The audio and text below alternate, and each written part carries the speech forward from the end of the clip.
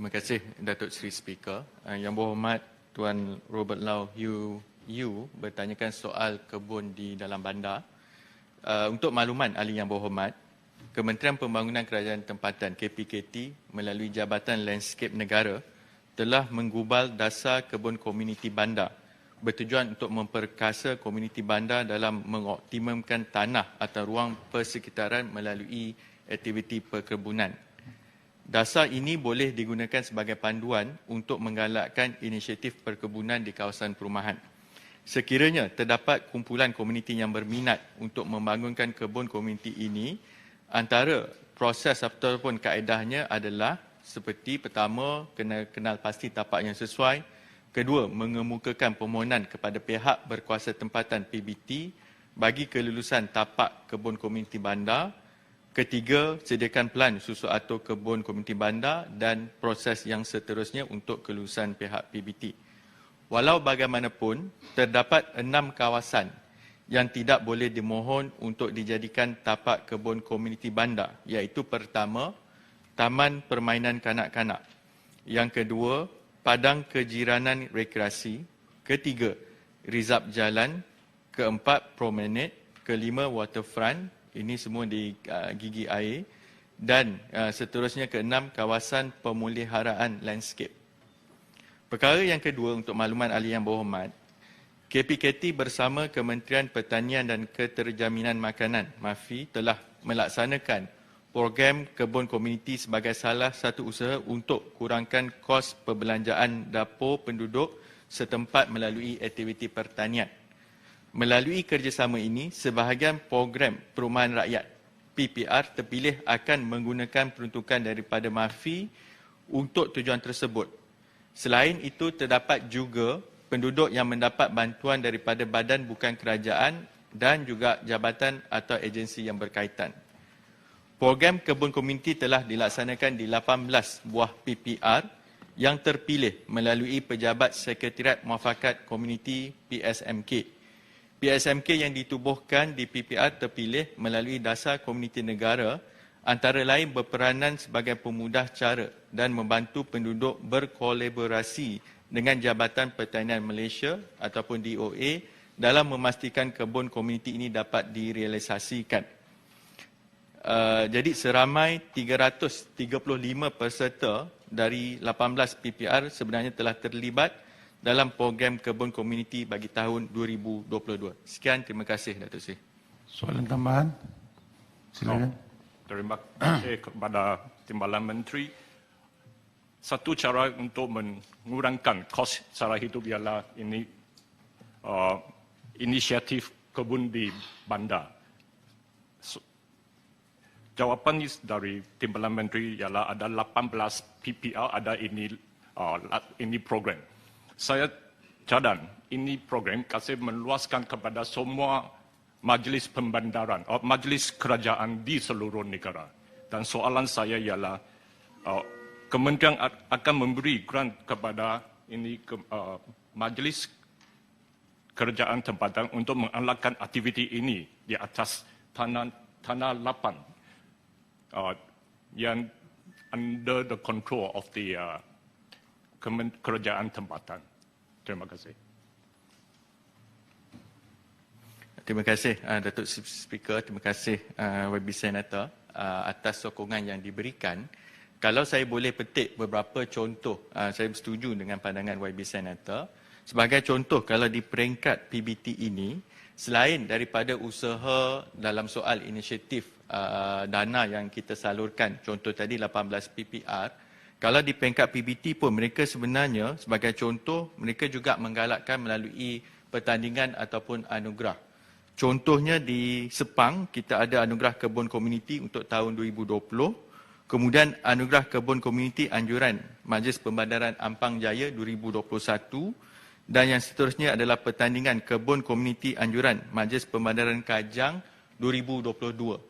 Jadi sebab itu, usaha kebun komuniti ini perlu mendapat kerjasama yang baik antara persatuan penduduk ataupun taman perumahan itu dan juga dengan pihak PBT. Jadi berdasarkan sebagai contoh yang saya sebut anugerah tadi, menunjukkan bahawa PBT sebenarnya terbuka untuk menggalakkan ataupun memberi insentif kepada persatuan penduduk ataupun kumpulan penduduk untuk melaksanakan program kebun komuniti. Dan seterusnya, Yang Berhormat Senator sebut bahawa inisiatif kebun komuniti dapat mengurangkan perbelanjaan. Di sini saya ada satu contoh spesifik. Bila kita buat program kebun komuniti di PPR Hiliran di Terengganu, jumlah hasil jualan pada tahun 2022 mencecah sehingga 583.6 kilogram. Maksudnya ada hasil dan menjana pendapatan sehingga RM2,830. Sekian, terima kasih Datuk Seri. Soalan tambahan, Habib Jeffrey. Ya, terima kasih Datuk Seri Timbalan Speaker. Pada Timbalan Menteri, saya ingin bertanya tentang bolehkah projek-projek perumahan yang sakit dan terbiar ini kalau dibenarkan pihak PBT mengadakan tanaman sementara yang telah kita bincangkan tadi. Kerana sebagai contoh, di kawasan saya banyak projek-projek perumahan yang terbengkalai dan terbiar. Pernah ada satu idea daripada pihak PBT untuk menjadikan kawasan itu sebagai tempat tanaman sementara. Adakah pihak kementerian boleh memberi kebenaran? Terima kasih Datuk Seri, terima kasih YB Senator. Berkaitan dengan tapak projek sakit ataupun terbengkalai. Terbengkalai ini maknanya memang dah tiada kemajuan di kawasan tersebut. Untuk dari segi kepentingan di peringkat kementerian, kita memang sebenarnya dalam proses untuk memulihkan kalau ada tapak yang sebenarnya boleh dipulihkan kembali projek tersebut. Namun demikian, dalam soal yang lebih mencabar, kerana dari segi pemilikan tanah itu adalah mungkin di bawah pemaju ataupun yang telah dijual kepada para pembeli. Ketika ini yang lebih mudah untuk kerajaan membantu dalam soal kebun komuniti adalah di tanah-tanah kerajaan, tetapi yang tidak termaktub yang saya sebut tadi, kawasan yang kita tidak benarkan untuk mengadakan kebun-kebun. Jadi sebab itu, sekiranya kalau ada contoh spesifik, kalau yang seperti mana YB Senator sebut, kalau memang terbukti bahawa ada minat, termasuk juga di peringkat pemaju yang berkenaan untuk berunding balik dengan penduduk untuk kita rungkaikan kawasan yang terbengkalai itu merupakan perbincangan yang lebih spesifik, yang lebih kepada untuk menyelesaikan masalah utama, tetapi sekiranya tanah itu dipulangkan kembali, maksudnya persetujuan penduduk tidak mahu lagi meneruskan projek tersebut, maka pertimbangan seperti yang YB Senator cadangkan itu sebenarnya dapat memanfaatkan kawasan-kawasan yang terbiar. Terima kasih.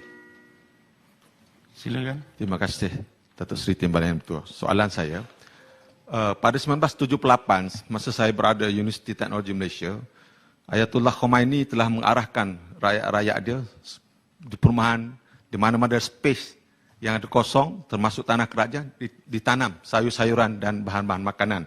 Menyebabkan dia berjaya menghadapi kongkongan dan juga boikot daripada hampir seluruh dunia. Jadi sekarang ini daripada 18 kawasan yang dikenal pasti, berapa kawasan yang kerajaan berpuas hati, dia boleh dianggap sebagai model untuk ditiru oleh kawasan-kawasan yang lainnya. Terima kasih YB Senator. Itu jauh sejarahnya. Okey, baik. Kalau untuk berdasarkan rekod, ini di bawah peringkat KPKT. Kalau boleh saya perincikan sedikit sebagai contoh, secara keseluruhan bagi tahun 2022, jumlah hasil daripada 18 PPR yang kita ada ini mencecah sehingga 1,715 kg untuk tempoh berkenaan. Cuma program ini lebih bersifat komuniti tersebut. Penglibatan itu antara bilangan peserta di satu kawasan adalah daripada 10 orang peserta sehinggalah seramai 40 orang peserta, iaitu yang tertinggi di PPR Taman Dahlia. Tetapi kalau Yang Berhormat sebut soal bagaimana untuk kita mereformasikan soal yang lebih meluas, saya rasa itu lebih terkait dengan program kerajaan yang di bawah IPR, Inisiatif Pendapatan Rakyat, yang khusus program yang disebut Intan itu, yang merangkumi untuk kita memanfaatkan tanah-tanah yang ada ini untuk menjana pendapatan buat rakyat B40 lah. Jadi saya rasa itu lebih terkait dengan program di bawah Kementerian Ekonomi. Cuma dari segi manfaat yang kami ada ini, kita untuk membantu komuniti di PPR tadi secara khusus dan bergantung juga kepada kesungguhan dan juga permintaan di PPR yang seterusnya. Terima kasih kepada yang